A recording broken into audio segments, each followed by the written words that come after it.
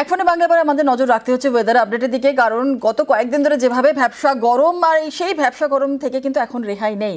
কারণ দক্ষিণবঙ্গে দিনভর আর্দ্রতাজনিত একটা অস্বস্তি থাকবে, আপাতত ভারী বৃষ্টির সম্ভাবনা নেই। আর কি বলছে হাওয়া অফিস জানবো। আমাদের সঙ্গে সুদীপ্ত সেন আমাদের প্রতিনিধি রয়েছে, সরাসরি চলে যাব সুদীপ্তর কাছে। সুদীপ্ত, আপাতত তাহলে রেহাই নেই ভ্যাপসা গরমের থেকে, কি বলছে হাওয়া অফিস? বৃষ্টির দেখা কবে পাওয়া যাবে?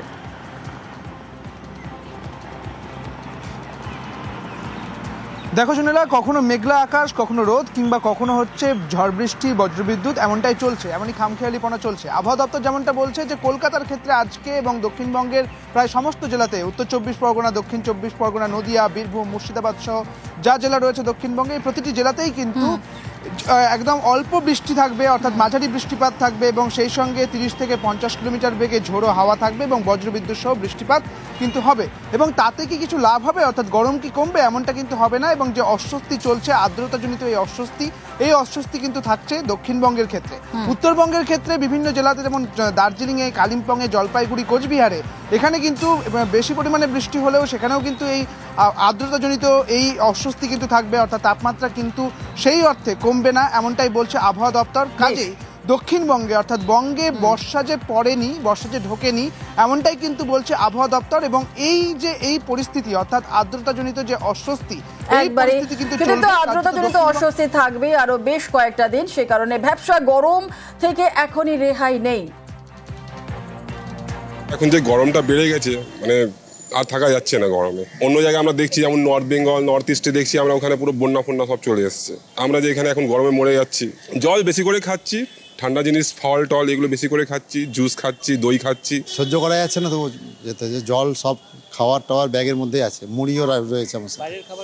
বাইরের খাবার অ্যাভয়েডই করছে যতটা পারা যায়। উত্তরবঙ্গে তো হচ্ছে প্রায় দিনই বৃষ্টি হচ্ছে, বেরোনোটা খুব টাফ হয়ে যাচ্ছে দিন বা দিন।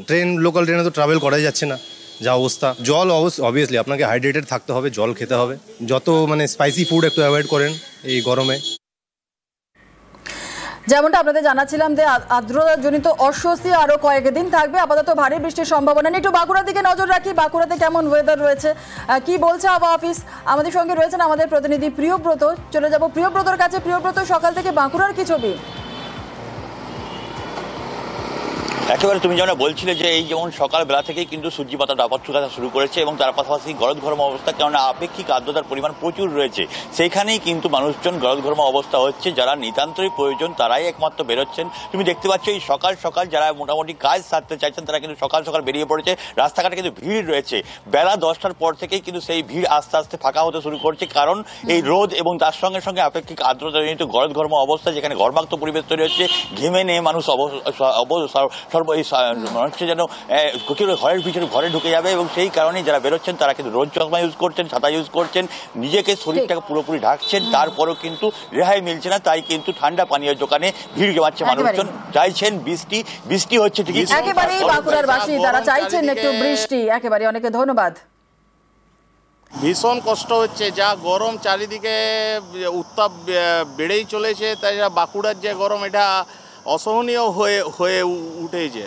এই দেখুন, এই গরমে ডাবের জল, ওআরএস খেয়েও কিন্তু শান্তি নেই। বাঁকুড়ায় যখন অস্বস্তিকর গরম, চড়া রোদ, যে ছবি দেখালাম, এবার একটু উত্তরবঙ্গের দিকে নজর রাখবো, কারণ উত্তরবঙ্গে আজও ঝড় বৃষ্টির পূর্বাভাস রয়েছে, বজ্রবিদ্যুৎ সহ ঝড় বৃষ্টির পূর্বাভাস রয়েছে। উত্তরবঙ্গে কোন কোন জেলায় ভারী বৃষ্টি হবার সম্ভাবনা রয়েছে, কি বলছে আবহাওয়া অফিস? পার্থ রয়েছে আমাদের সঙ্গে, সরাসরি চলে যাবো পার্থর কাছে। পার্থ, উত্তরবঙ্গের কি ছবি সকাল থেকে?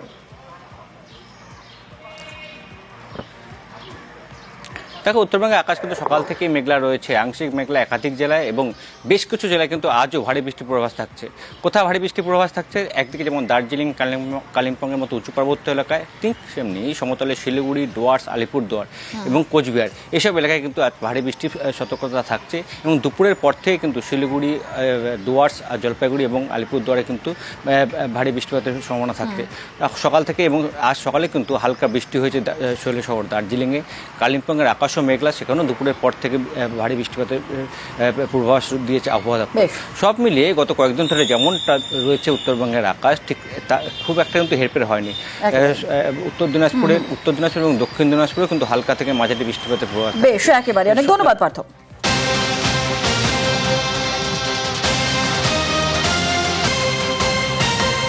আর এদিকে ঝড়ে লন্ডভন্ড দাঁতন এই দুটি গ্রাম, ক্ষণিকের ঝড়েই তছনছ হয়ে যায় দুটি গ্রাম। কতগুলো বাড়ি এফেক্টেড হয়েছে, ক্ষতিগ্রস্ত কতগুলো বাড়ি হয়েছে জানবো। আমাদের সঙ্গে রয়েছেন আমাদের প্রতিনিধি শঙ্কর, কি জানা যাচ্ছে?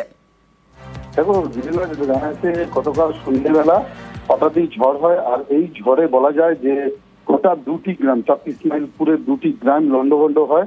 উপরে পড়েছে একাধিক বিদ্যুতের খুঁটি বা ঘর বাড়ি। জানা যাচ্ছে যে ঘর বাড়ির উপরে গাছ পড়ে গিয়ে ব্যাপক ক্ষতি হয়েছে এবং যেটা জানা যাচ্ছে যে প্রচন্ড বজ্রবিদ্যুৎ হয়েছে, তাতে দুটি লোক মারা গেছে বলে খবর পাওয়া গেছে। ইতিমধ্যেই প্রশাসনের তরফ থেকে তোড়জোড় শুরু করা হয়েছে। ক্ষতিগ্রস্তদের যারা এই যে ক্ষতিগ্রস্ত হয়েছে তাতে তাদের বাড়িতে পৌঁছে তাদের একেবারে শঙ্কর, এলাকার বাসিন্দারা যারা রয়েছেন কি বলছেন শুনবো একবার আমরা।